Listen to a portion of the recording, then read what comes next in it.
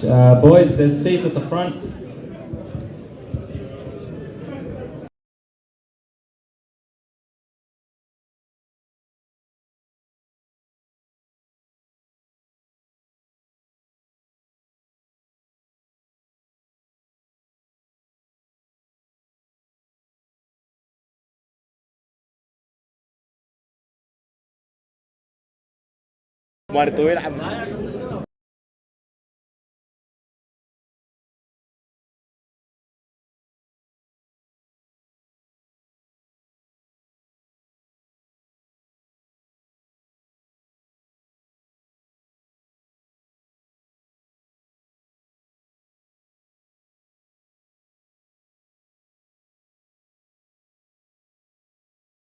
Assalamu alaikum and welcome everyone to this evening's Barakah program.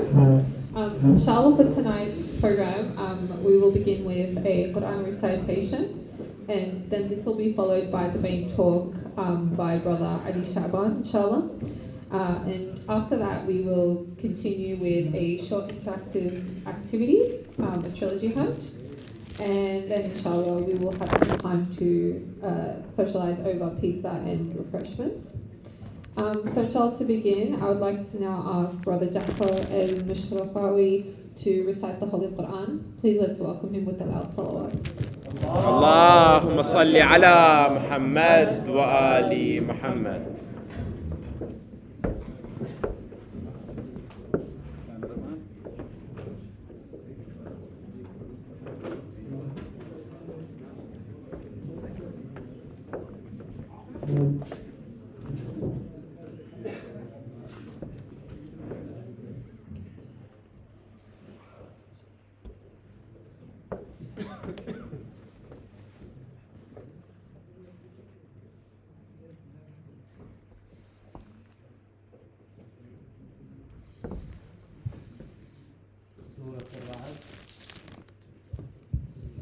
Surah Al-Ra'd, page 249 and page 250. أعوذ بالله من الشيطان الرجيم. بسم الله الرحمن الرحيم. ألف لام ميم را. تلك آيات الكتاب والذي أنزل إليك من ربك الحق ولكن أكثر الناس لا يؤمنون. الله الذي رفع السماوات بغير عمد ترونها ثم استوى على العرش وسخر الشمس والقمر كل يجري لأجل مسمى يدبر الأمر يفصل الآيات لعلكم بلقاء ربكم توقنون. وهو الذي مد الأرض وجعل فيها رواسي وأنهارا ومن كل الثمرات جعل فيها زوجين اثنين يغشي الليل النهار إن في ذلك لآيات لقوم يتفكرون. وفي الأرض قطع متجاورات وجنات من أعناب وزرع ونخيل صنوان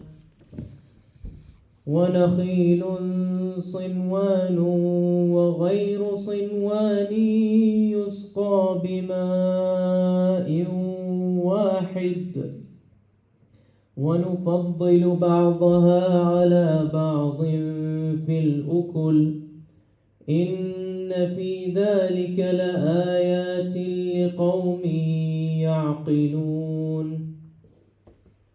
وإن تعجب فعجب قولهم أإذا كنا ترابا أإنا لفي خلق جديد أولئك الذين كفروا بربهم وأولئك الأغلال في أعناقهم وأولئك أصحاب النار هم فيها خالدون ويستعجلونك بالسيئة قبل الحسنة وقد خلت من قبلهم المثلات وإن ربك لذو مغفرة للناس على ظلمهم وإن ربك لشديد العقاب ويقول الذين كفروا لولا أنزل عليه آية من ربه إنما أنت منذر ولكل قوم هاد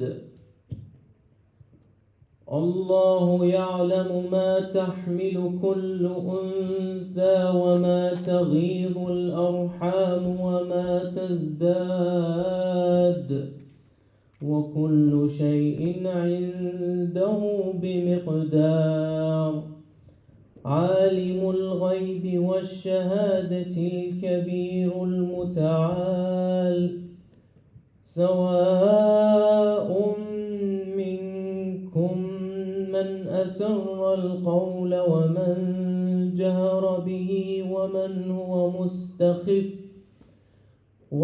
هو مستخف بالليل وسارب بالنهار له معقبات من بين يديه ومن خلفه يحفظونه من أمر الله إن الله لا يغير ما بقوم حتى يغيروا ما بأنفسهم وإذا أراد الله بقوم سوءا فلا مرد له وما لهم من دونه من وال هو الذي يريكم البرق خوفا وطمعا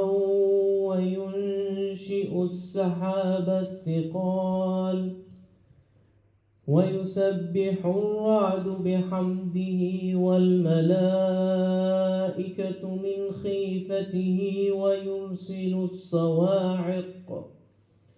ويرسل الصواعق فيصيب بها من يشاء وهم يجادلون في الله وهو شديد المحال صدق الله العلي العظيم صلوات اللهم صل على محمد وآل محمد. أحسنت.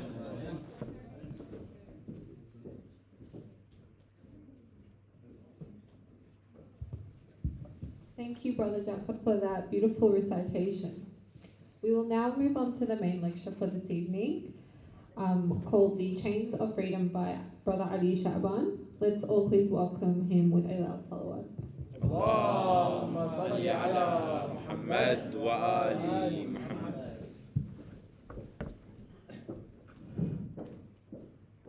ثانية لحب الزهراء. اللهم صل على محمد وآل محمد. بسم الله الرحمن الرحيم. الحمد لله رب العالمين وصلى الله على سيدنا محمد وآله الطيبين الطاهرين. اللهم صل على محمد وآل محمد. قال الله في محكم كتابه الكريم: بسم الله الرحمن الرحيم. وعنده مفاتح الغيب لا يعلمها إلا هو ويعلم ما في البر والبحر وما تسقط من ورقة إلا يعلمها ولا حبة في ظلمات الأرض ولا رطب ولا يابس إلا في كتاب مبين. Assalamu alaikum, brothers and sisters. Interestingly, when I was searching for a topic to speak about in tonight's program, I was scrolling through different sources, through different books and hadith, and I came across the book by Ayatollah Mutahari, which goes by the name of Man and His Destiny. When I came across this book, I asked myself the question, did I come to this book by my own volition, by my own free will? Or did I instead come to this book by a predetermined script by Allah subhanahu wa ta'ala? Indeed, it is the oldest question that the Muslims and the philosophers alike have discussed. Do human beings have free will? Do they have the ability to make their own choices?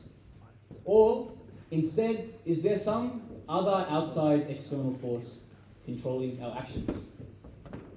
Now, this is not simply an intellectual topic. This is very important to understand. It is not an intellectual topic only. Because if we say that there is no free will, then everything from the beginning of time till now has no meaning, has no value. Because you would press play effectively on a movie in which the script has already been written and in which we have no ability to say otherwise.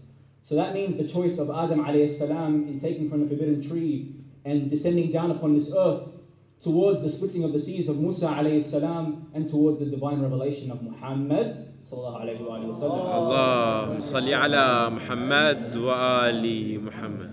And from there the sacrifice of Imam Hussein alayhi salam, and to the revelation, insha'Allah, of Imam Mahdi ajjallahu farajahu sharif, and the coming of his age. We don't even need to look further, to be honest. We look into our own lives and we see that the very events that I've partaked, the very choices that we make in our lives have no value, right? And so it becomes paramount that as Muslims, we must stand steadfast on this point that we do have free choice. Now, I'm going to spoil it right from the beginning. The Islamic Shia position regarding free choice is as follows. We have limited free will in the confines of Allah subhanahu wa ta'ala's system. Okay? Now, let's take this and let's now look at what all the other different scholars, the theologians, the philosophers, and all those who speak of knowledge have attempted to take a part in this topic. What have they thought? Because we see that there's actually two divides. There is a divide within the Islamic Ummah itself. There is two different points of views. There are some that believe in the predeterminism. They believe that Allah subhanahu wa ta'ala has pre-written everything and that we as human beings have no free will. And there are others that believe that we have full free will. They believe completely in our free will. What we see when we talk about this sort of divide is that the discussion is not surrounding necessarily only rational arguments. They talk about Quranic ayat. They bring about Quranic evidence. Because remember, we're talking about the context here is the Islamic Ummah. So everyone believes in the sanctity of the Quran and the existence of Allah subhanahu wa ta'ala. When we look at the external divide on the other hand, what do we see?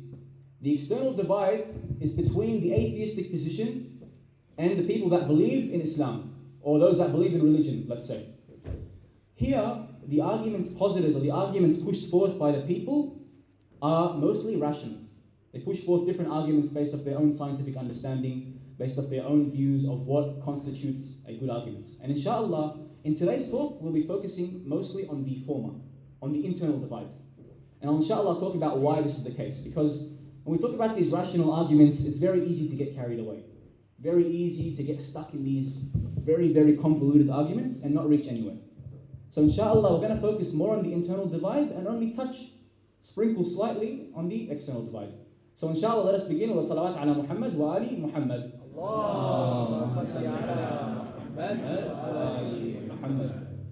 So, the internal divide is based off Quranic ayats. Let's take some Quranic ayats regarding predetermination, so predeterminism.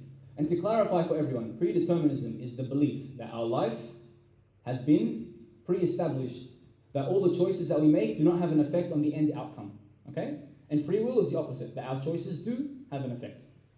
So, some ayats regarding predeterminism. We mentioned one right at the beginning, right? وَعِنْدَهُ مَفَاتِحِ الْغَيْبِ لَا يَعْلَمُهَا إِلَّا هُ. And that translates roughly to, let me get the ayah out. And with Allah are the keys of the unseen and the invisible.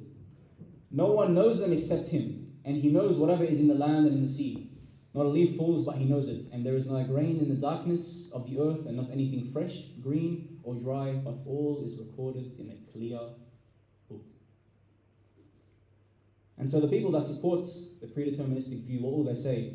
They'll say that since Allah subhanahu wa ta'ala knows the very outcome of everything, and since Allah subhanahu wa ta'ala is the cause of everything, therefore human beings could not possibly have any free will, because we're all sort of under the gaze of Allah subhanahu wa ta'ala. Allah subhanahu wa ta'ala knows every single choice we'll make. And so how can these choices have any value? We take, on the other hand, ayat that do support free will. For instance, the ones that Brother Ja'far beautifully recited. Right? So, Bismillah ar-Rahman ar-Rahim. Inna Allah la yughayyiru ma biqawmin hatta yughayyiru ma bi anfusihim. Allah subhanahu wa ta'ala does not change what is in a nation until they change what is within themselves. And so when we look at this sort of ayah, we're like, okay, there seems to be a contradiction in the Quran. I put this in quotation marks because we know there are no contradictions in the Quran, right?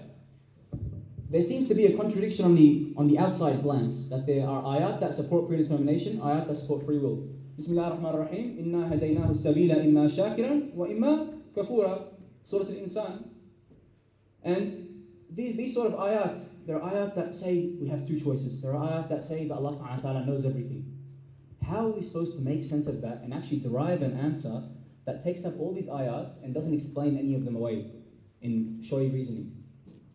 And so inshallah, the way we're going to see this is we're going to see this through Imam Ali alayhi salam's beautiful answer, because of course he has the most beautiful of answers. That being said, before we discuss this, we need to give a bit of historical context for where this debate went. Because when we go towards the Umayyad time, so I want you guys to look back in history, towards the Umayyad time. Think Muawiyah's time. During Muawiyah's time, there existed two positions, the two positions that we made clear. Those that believed in predeterminism and those that believed in free will. They were respectively called the Asha'ira and the Mu'tazila, these two groups. Now, I want you guys to have a guess. What do you guys think was the more popular view? And anyone, feel free to raise your hand and give an answer. Which one do you guys think was the more popular view? The free will, because people want free will. So Ahsan. 100%. Everyone wants free will, and this is the correct. That's what should have been. That's what should have happened. Unfortunately, there were political motivations. Unfortunately, and so the Asha'ira were the ones that actually sort of became the more popular option, and that's pretty obvious if you look towards the history. Imagine you're Muawiyah sitting down on your throne. You hear of these two groups, the Mu'tazila and the Asha'ira. One believes in predeterminism and one believes in free will. You think, wouldn't it be really nice if I could believe in predeterminism as the Khalifa? Because therefore that means there ultimately is no justice. Allah subhanahu wa ta'ala has placed me on this throne, and so therefore I am inclined, or I deserve this throne. And so when the poor man goes to Muawiyah and asks him, why am I not receiving the funds as promised, as you are the Khalifa, you were supposed to give me these funds, he'll just tell them, Allah subhanahu wa ta'ala has decided this for you. And we see there's a clear problem in the predeterministic argument, that therefore Allah subhanahu wa ta'ala has no justice. And we know justice is what we call a sifa dhatiyya. It is an internal characteristic to Allah. Allah subhanahu wa ta'ala cannot be unjust. Now, that doesn't mean the Mu'tazila are therefore correct. The Mu'tazila have a different issue. The Mu'tazila say complete free will. There's a bit of an issue though. Allah subhanahu wa ta'ala knows everything. If you're claiming there's complete free will, what you're saying is that Allah subhanahu wa ta'ala doesn't know some of our actions. And that is akin to the worst of mistakes to make with regards to Allah subhanahu wa ta'ala. And so it's important that we take what we call an amran bayna amrayn. We take the middle of these two paths.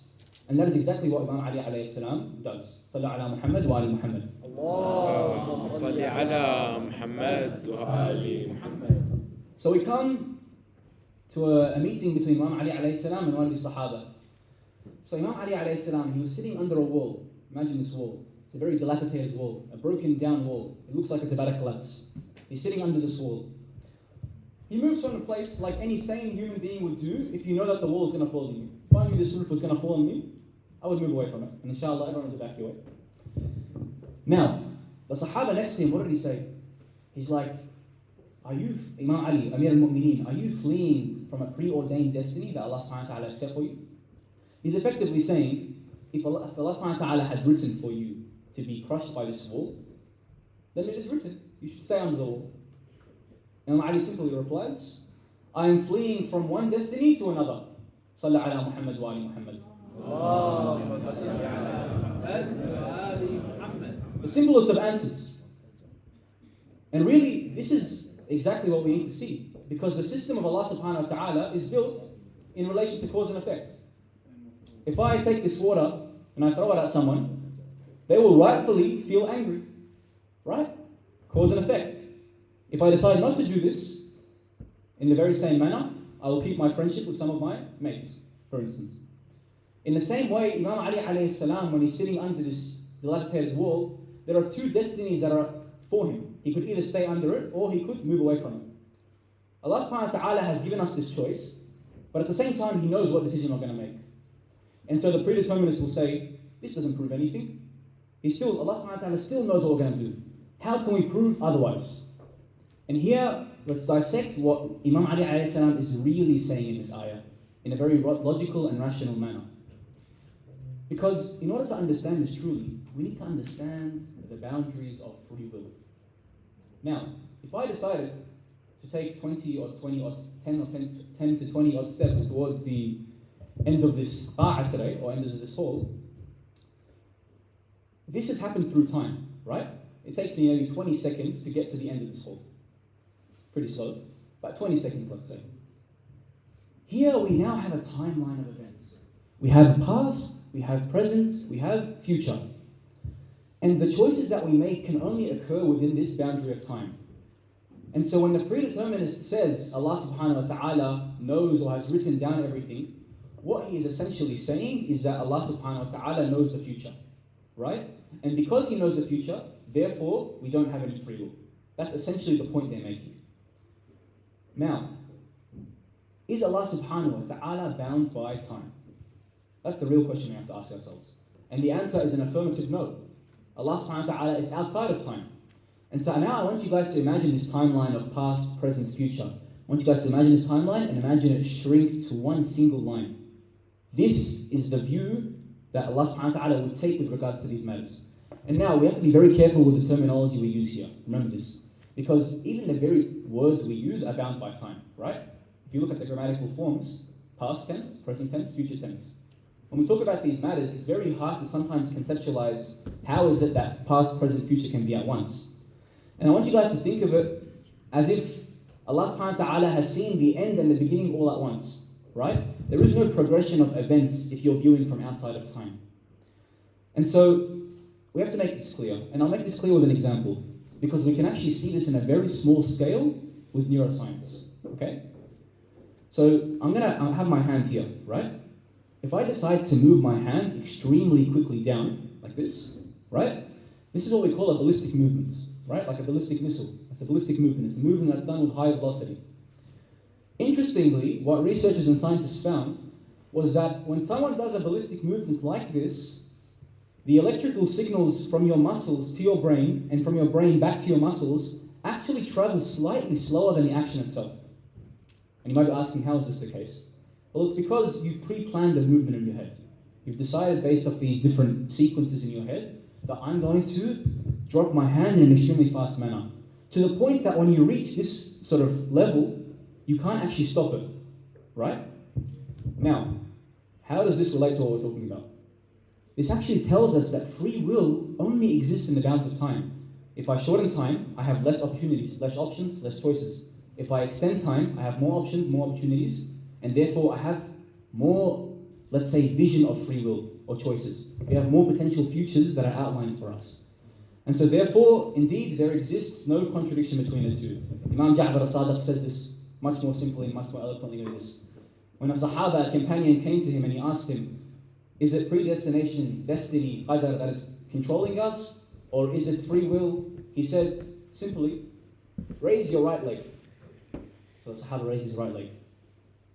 And then he asked him, I want you now to raise your left leg while keeping your right leg up.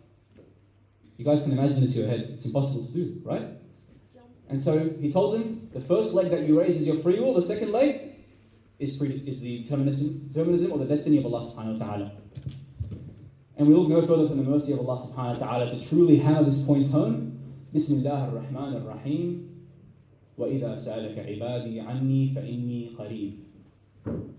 And if my servants ask about me, tell them I am near. أُجِيبُ دَعْوَةَ الدَّاعِ إِذَا دَعَانِ. I will accept or I will answer the dua of a person if they ask.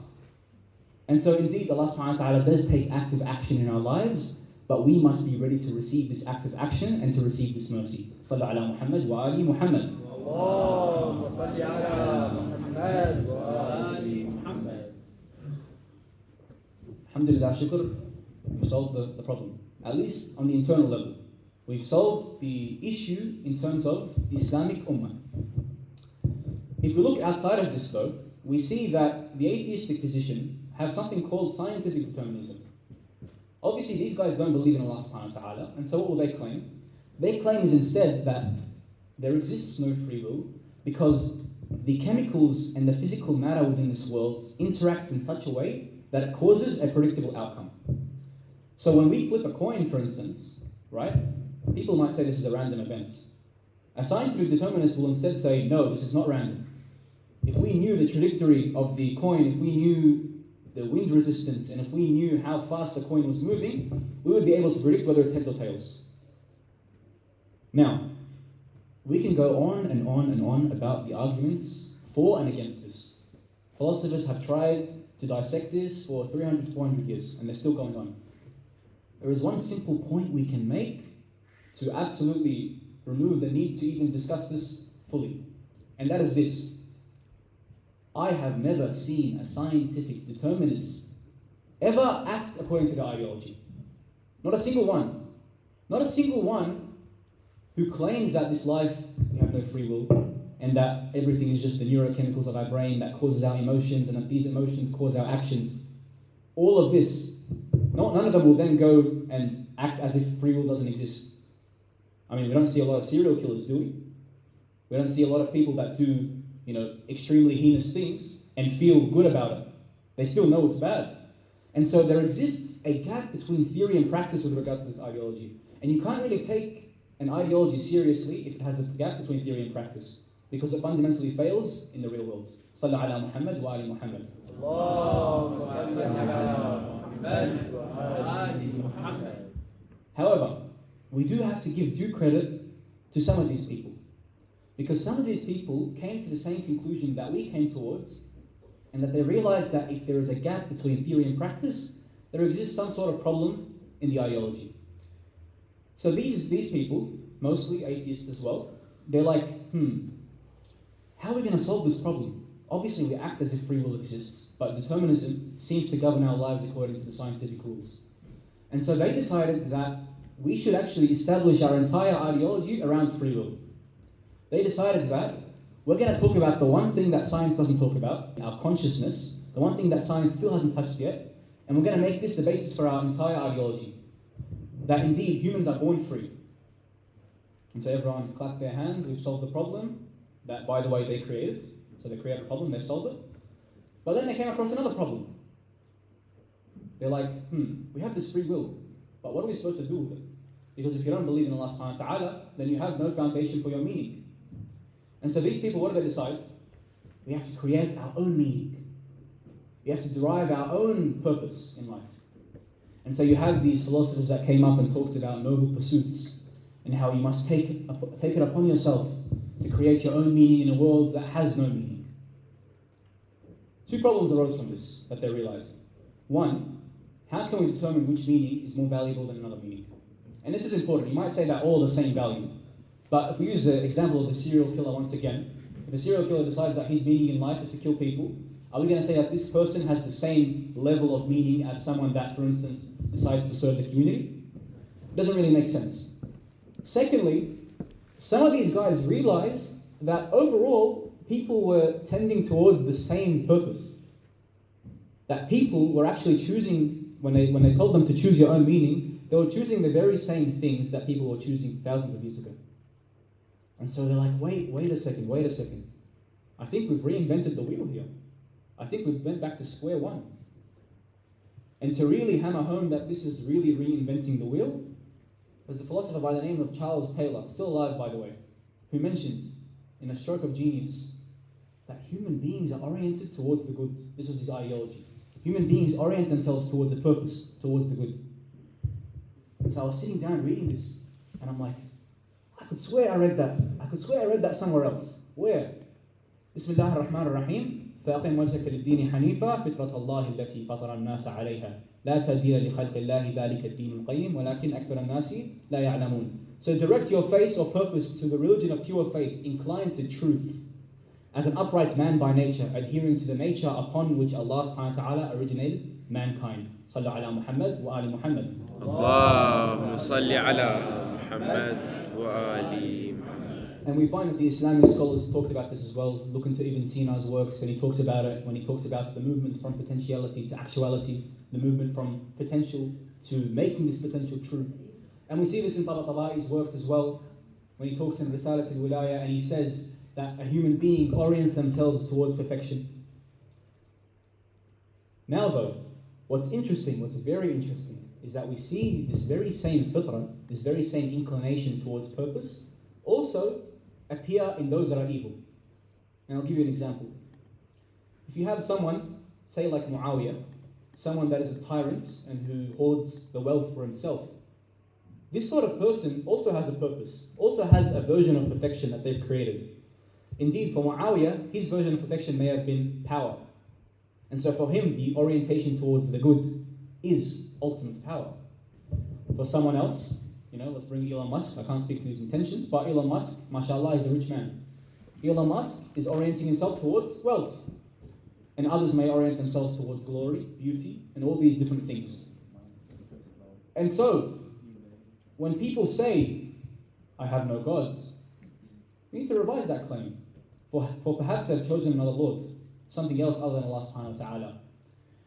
And this really goes back to why I chose for this speech. It's a very vague sort of title. But I decided that I would call it the chains of freedom. Why? Because it is the very people that preach of liberty and preach of freedom within the society now that are the most chained of all. They say that those that follow religion, that follow rituals and prayers, that follow all these different things are bound. They have no freedom. Their time is being spent for things that they did not decide for themselves. And that they instead have the choice. I can take a sip, I can go to the pub, I can go, we had Melbourne Cup recently, gambling away their funds. Is that true freedom though? Or have they just chosen another Lord for themselves? Have they chained themselves to something completely different? And so when they tell you, and when they tell us, why did you chain yourself to religion, to Allah subhanahu wa ta'ala, when you could instead relax, take it easy, and have no integrity with your principles?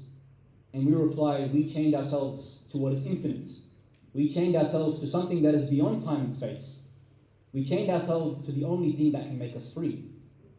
And they reply, what do they say? They say, why would you chain yourself to the infinite when chaining yourself to Allah subhanahu wa ta'ala? What does that presuppose? It presupposes that it is necessary for us to live to our potential.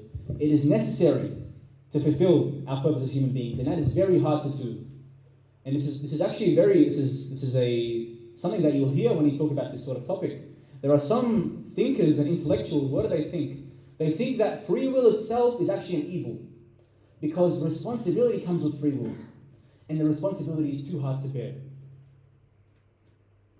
But we reply with one thing, and one thing only: death. Because when you're in a system like the system we're in currently, in which death exists, you are forced to prioritize what you believe to be worth working towards.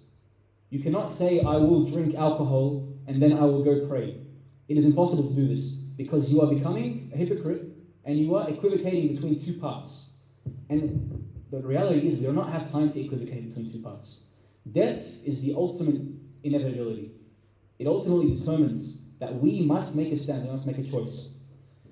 And so, when those of the the belief that there is determinism, or those of the belief that we should live to our desires, actually come and awaken sometimes, and they see around them, they see that there's actually anxiety and agitation around them. And there's a nice example we can use. I want you guys to think of a ship. Imagine we're sailing on the seas. We're sailing on the seas and we are the sailor. The one we spoke of before is very similar to what?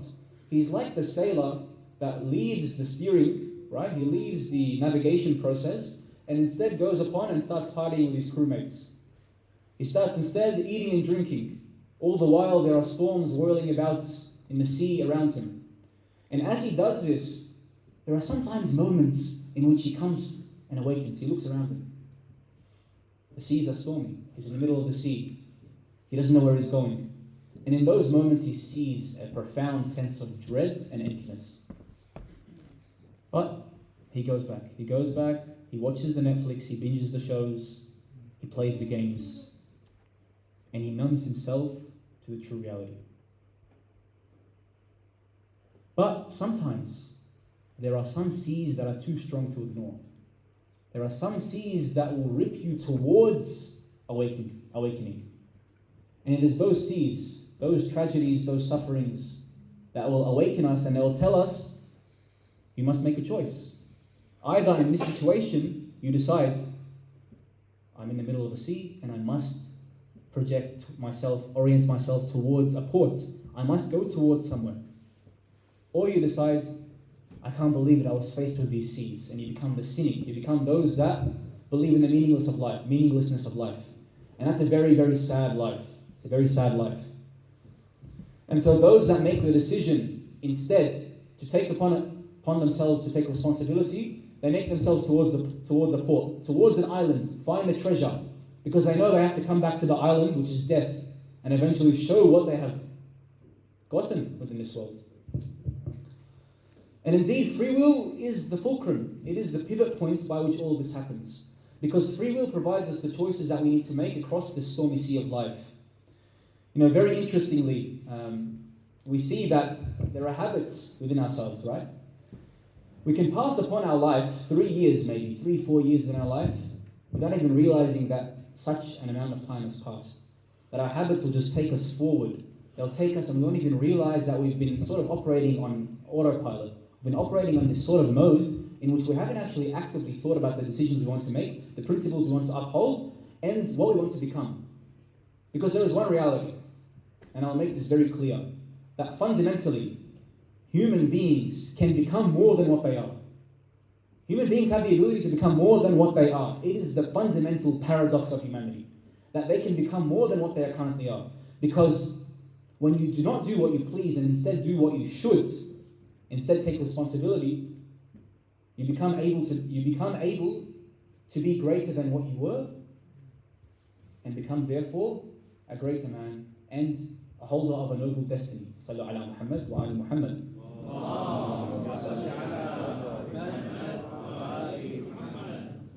And so I want to end this here. I don't want to طول عليكم. I don't want to become too annoying with this talk. Reassess our lives. Let's look at the choices we've made. I'm sure there are a lot of bad choices we've made and a lot of good choices we've made along the way. We need to understand that the second worst sin you can do is believing that Allah subhanahu wa ta'ala will not forgive your sins. And so understand this. Allah subhanahu wa ta'ala did not give us free will so that we could despair, but He gave us free will so that we could hope. So that we know that we have the power within us to transcend. Transcendality. That is the fundamental nature of religion and of Allah subhanahu wa ta'ala's gift to us. And so, let us be the victors over our body. Let the soul be the victor over the body. The jihad al-akbar, the greater struggle. Let us have responsibility over desire, and let us have freedom over the cheap iteration that is being sold to us today. Sallu ala Muhammad wa ali Muhammad. Allahumma salli ala Muhammad wa ali Muhammad. Don't leave. No. Yeah, man.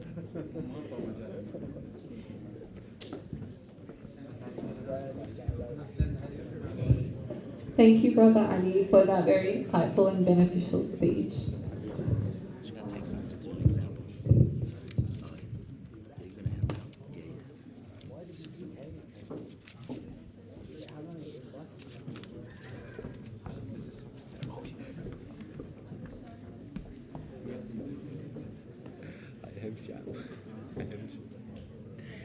شيء البيتزا أهم شيء أهم شيء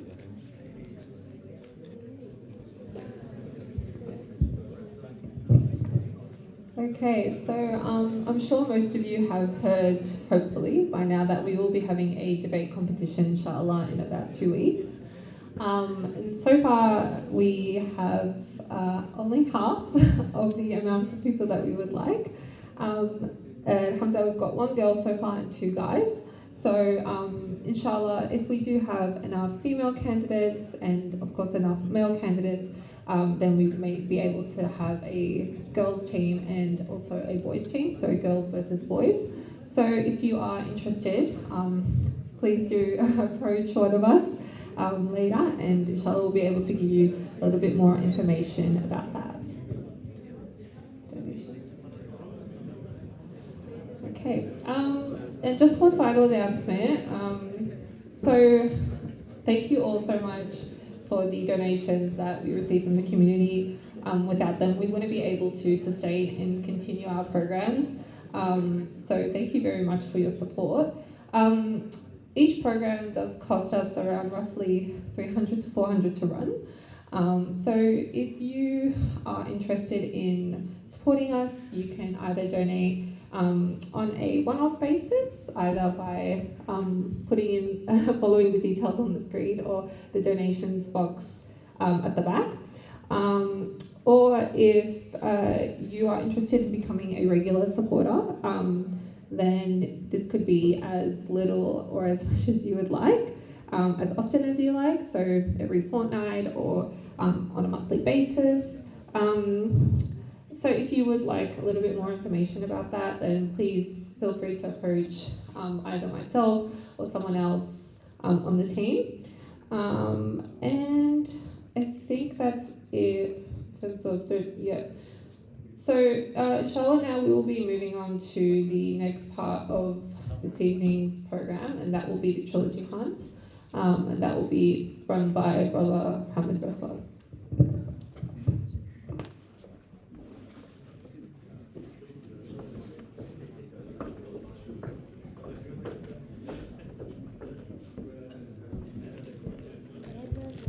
صلى على محمد وآل محمد. اللهم صل على محمد وآل محمد. Alright, now's the fun part. We stand up and move around a little bit. Alright, trilogy. We all know what a trilogy is. Typically we see it in the movies. There's 3 movies that are related to each other. We call it a trilogy. The actual definition of a trilogy is just any 3 things that are related to each other. So, the game we're going to play tonight is called Trilogy Hunt, because the way it's going to work is each person's going to have one piece of 3 pieces that are connected to each other. On each piece is some sort of statement or concept or ayah from the Quran, or like a clue about something or a particular personality, for example. And you've got to walk around and find the other 2 people that have the concepts or the ayat or the personality that are all related to each other. All right?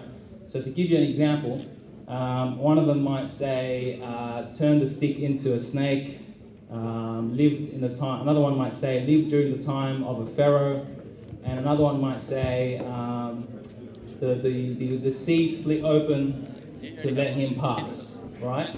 So you're immediately connecting the dots. Oh, that's about Prophet Musa. I've got to go find which other 2 are related to Prophet Musa, for example.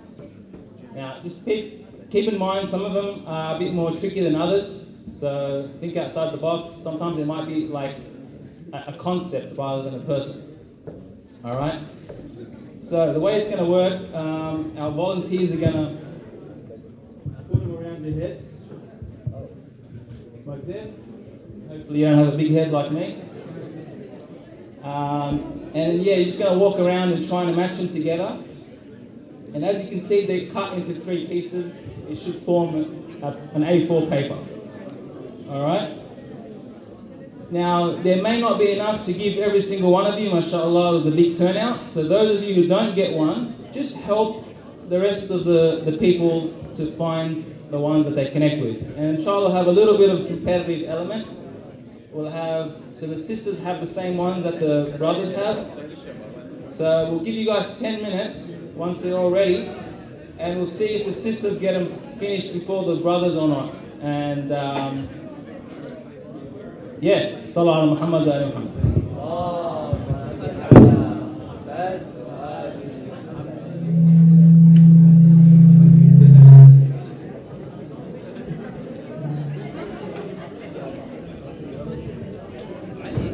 Is that clear? Inshallah, that's clear.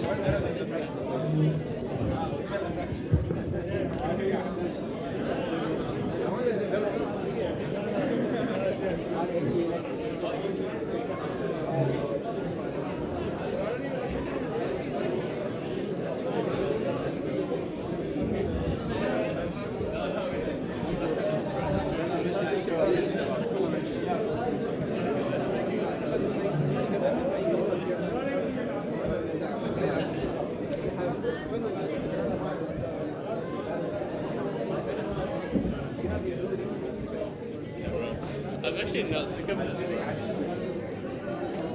Right, you saw the CFDs like Just a small disclaimer, the males do not need to mix with the females, okay? All the females have all theirs within the females.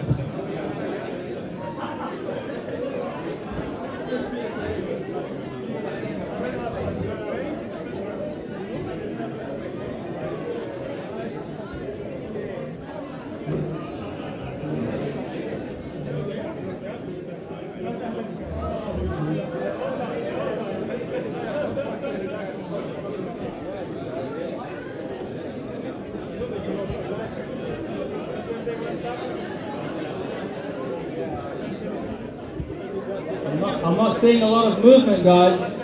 You need to move around, you need to talk to everyone else, you need to find out what they have. You're not going to solve this anytime soon.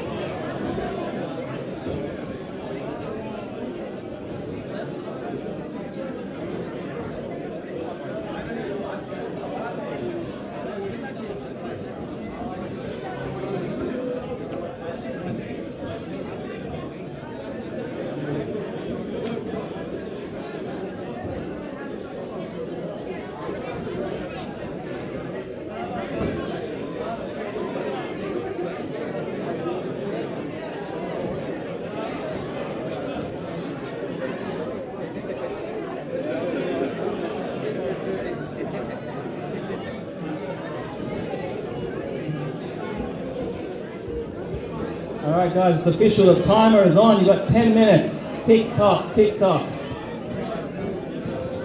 Your pride is on the line, males versus females. Who will win?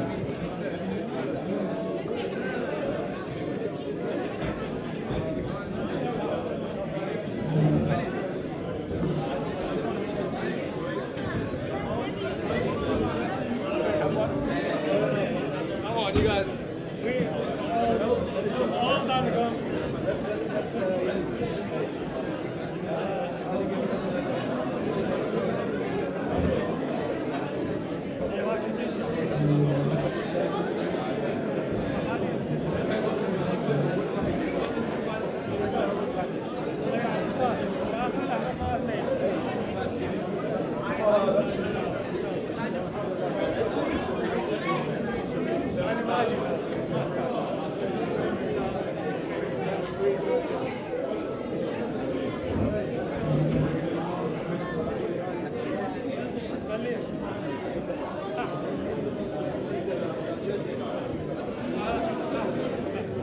بالعكس انا نحتاج هذا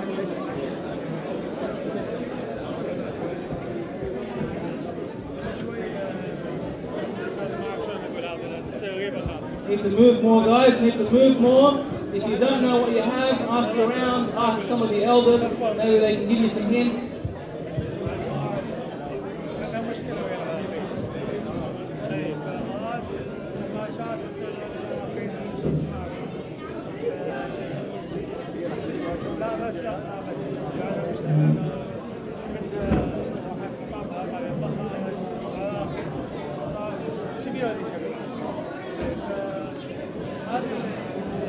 كانت زينه. اما البقيه يسمونها كلمه شيء هذا الشيء هذا الانجليزي ما يسمعون زين يعني.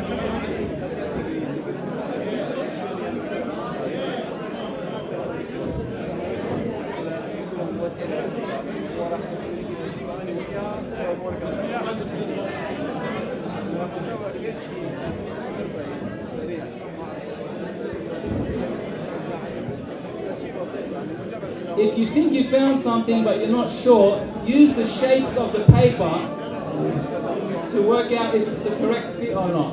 So you can use the shapes to help you as well.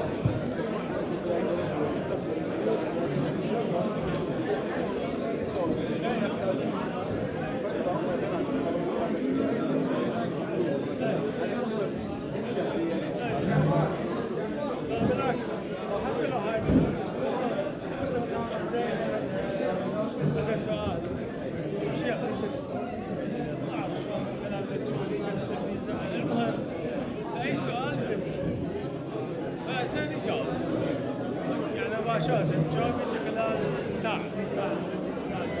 حتى لو هاي بعدين تبني انه اوكي اي واحد عنده سؤال الشيخ على مثلا انجليزي زين على لا شو انجليزي كل زين واجد ان شاء الله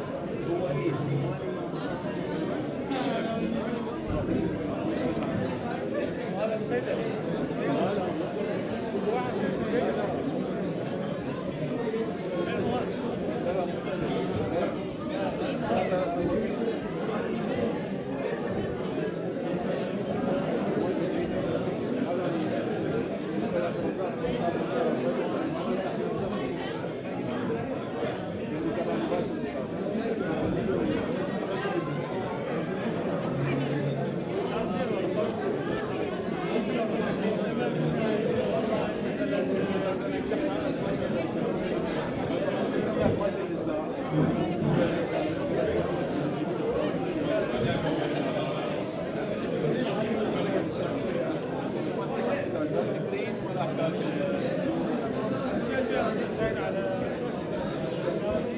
Only 5 minutes, guys, only 5 minutes.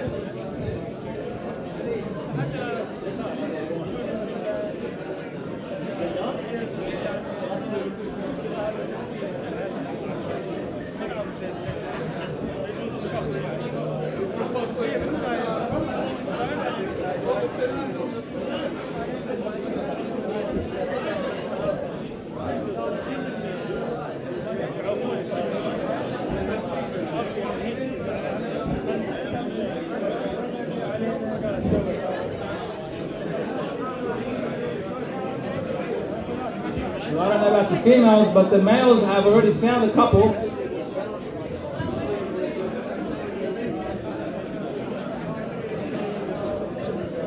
I should reverse that actually. The females have almost finished.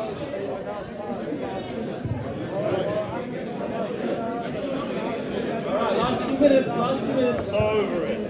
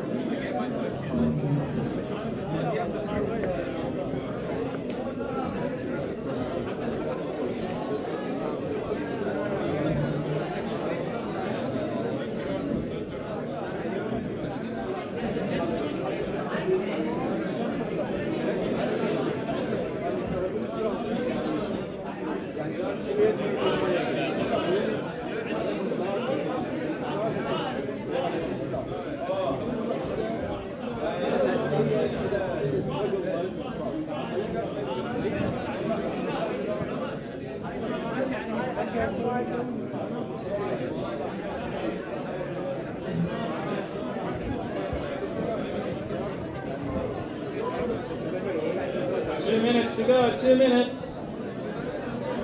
Are we finished? Do we need more time? Or shall we wrap it up? If you're finished, maybe sit together الله or فيك. stay together